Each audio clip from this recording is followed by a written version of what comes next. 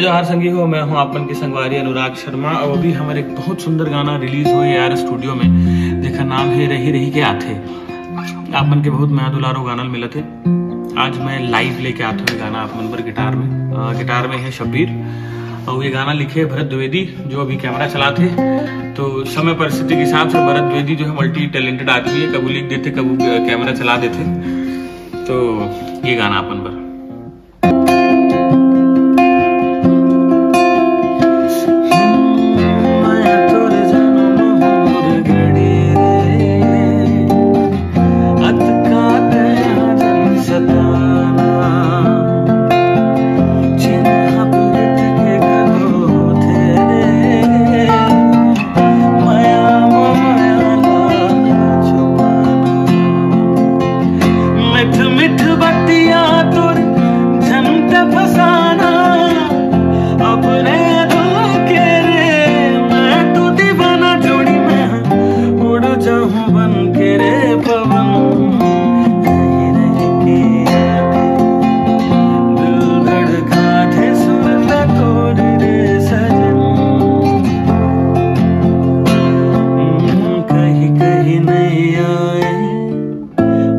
तरसाए संगे बैरी रे बलम।